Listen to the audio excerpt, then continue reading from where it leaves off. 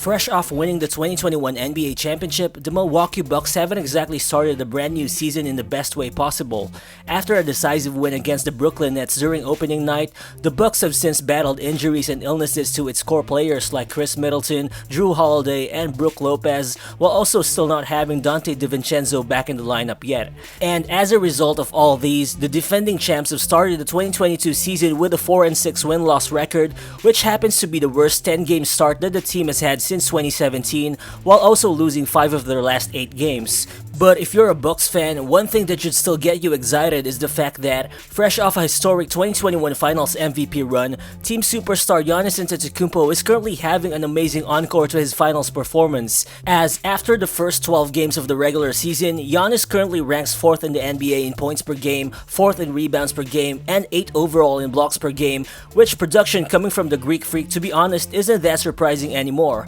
However, I think what's really been overlooked alongside all of these is the fact that Giannis also currently ranks 18th overall in the league in terms of assists, as he's averaging a career high 6 dimes per game, while also having a 31.3 assist percentage, which is a mark that he has surpassed only once before in his 8-year NBA career. Well, Giannis is definitely one of the most unique superstars that the league has ever seen. His insane scoring efficiency and out-of-this-world ability to defend both the paint and the perimeter for a superstar was just really unheard of before in the NBA. But right now, with all that the guy has been doing as an on-ball facilitator, especially while playing for a banged-up Milwaukee Bucks roster, I think we just might be witnessing the next evolution of Giannis Antetokounmpo, which is that of becoming an elite NBA playmaker, which I think is something that's not being talked about enough. So what's good, guys? It's Real Balls here, and so today, we'll dive deeper into the Greek Freak's numbers in order to understand how Giannis is actually entering elite status as a playmaker for the Milwaukee Bucks. But before we move on, if you guys happen to enjoy this video, please do me a favor by hitting that like button, as it definitely helps the channel a lot. It only takes a second of your time, but it definitely goes a long way and it will be much appreciated. So let's get to it.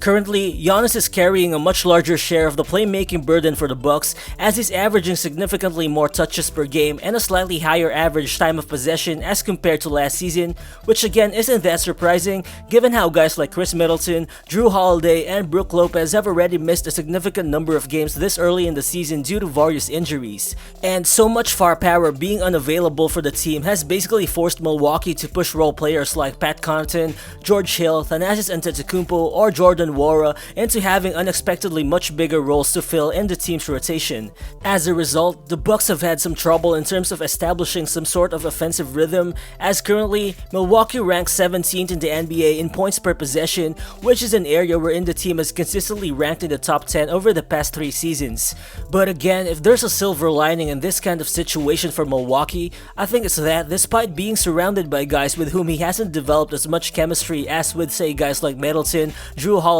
or Brook Lopez, it's pretty noticeable that Giannis is doing one of the best playmaking jobs of his career so far. As per NBA advanced statistics, he's currently averaging 6 assists per game and 15.8 assist points created per game, which are actually both career high numbers for him. Well, don't get me wrong, it's not like Giannis didn't have court vision and playmaking ability in the past. I mean, he's always been a solid playmaker, but it's just that the other parts of his game, like his scoring, his rebounding, or his defense, are just the ones that gets talked about most of the time, which I think is pretty understandable since his assist numbers don't necessarily leap off the stat sheet. And so far this season, despite the uptick in playmaking load, Giannis has never really had a double-digit assist game as well. But I think it's when you watch him play wherein you can really see the development in his playmaking chops, and it's where you can really appreciate the kind of impact that he's having on his team with the way he's been dishing out a variety of different passes, and with how he's been displaying a certain sense of control and patience whenever he's finding his teammates on the floor, which I think isn't something Giannis has done with this level of maturity before. And I think one scenario where he often displays this kind of savvy playmaking this season is during semi-transition, wherein he attacks the defense, after which he delivers his passes right into his teammates' shooting pockets. Just like in this clip, as Giannis brings the ball down court, he just straight up attacks the well-established San Antonio zone. He puts his head down, he spins, then he throws a one-handed dime to the right corner for an open Jrue Holiday 3. And again here, look at the amount of ground Giannis covers from center court all the way to the paint. He literally attracts Minnesota's entire defense, which defensive collapse made it easier for him to dish out the kick-out pass to a wide-open Grayson Allen for 3. Further, Giannis is also showing a more expanded ability to deliver some perfectly timed interior bounce passes as well as some well-orchestrated kick-out passes right whenever he's being trapped by aggressive double teams even in the half-court setting. Just like here, as Giannis sets the pick for Jrue Holiday, watch how 4 defenders focus their attention on him once he receives the ball on the short roll. This allows him to deliver the easy bounce pass to an open Pat Connaughton underneath the basket. And again here, watch how Giannis attacks the Pacers defense. He knows he's gonna get double teamed, so he just attracts the help defender even more by spinning, and while his body goes on a backward motion, he's still able to deliver the insane pass to Grayson Allen for the corner 3. So as you can see, in all these kinds of plays, whether it be on semi-transition or even against more structured half-court defenses, Giannis is just able to take advantage of the fact that he'll definitely get double teamed or triple teamed once he shows an attacking motion, and also you can see how calm he actually is and how he's still able to make the right reads despite facing all these defensive pressure. But I think what's even scarier is that all these playmaking reps that he's been getting with the absence of guys like Khris Middleton or Jrue Holiday will definitely just give Giannis more opportunities to study how to dismantle different kinds of defenses in order for him to utilize Milwaukee's 3-point shooters, which to be fair is something that he's actually already been doing very well so far. As per NBA advanced statistics, as calculated after a player's first 10 games this season, Giannis ranks 4th in the entire NBA in terms of 3-point field goals created from his assists, only behind Julius Randle, Trae Young, and Cole Anthony. Further, Giannis' teammates as a collective are also shooting 35.6% from 3 out of all his passes, which assist percentage is actually a point and a half above the league average. So I think this is also where you can see the potential extent of damage that Giannis' playmaking evolution can cause in the future. Cause if you look at it, Milwaukee ranks as the 10th best 3-point shooting team in the NBA, despite Grayson Allen being the only guy from the team who's been a high volume, high efficiency 3-point shooter so far,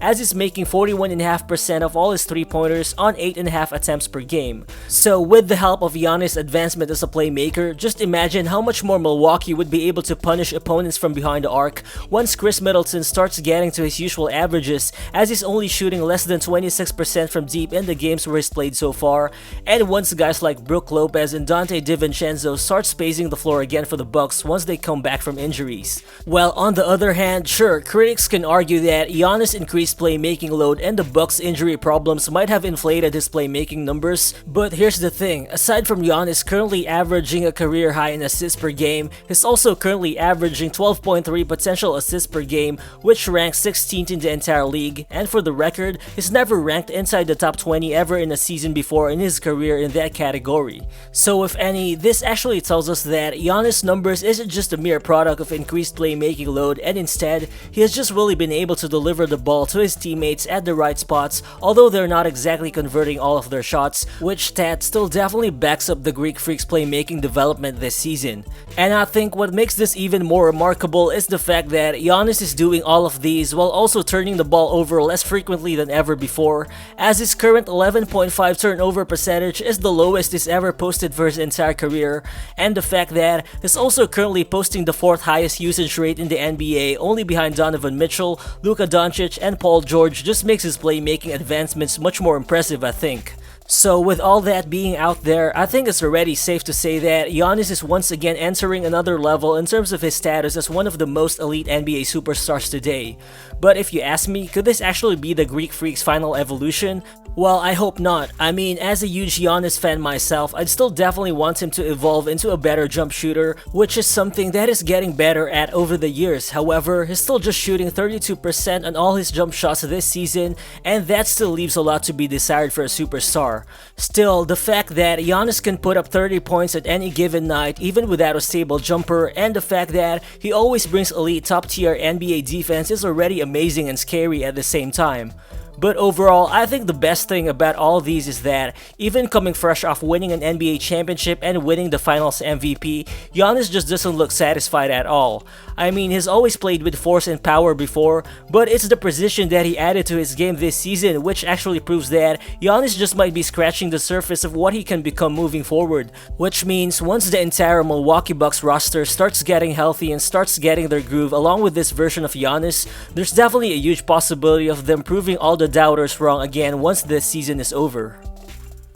So thank you guys if you made it this far into the video, and what do you think of Giannis Antetokounmpo's latest evolution as a player? Let me hear your thoughts in the comment section below, and also if you're new to the channel and if you enjoy these types of content, please do consider subscribing as well. Again, this is Real Balls, and I'll see you on the next one. Peace.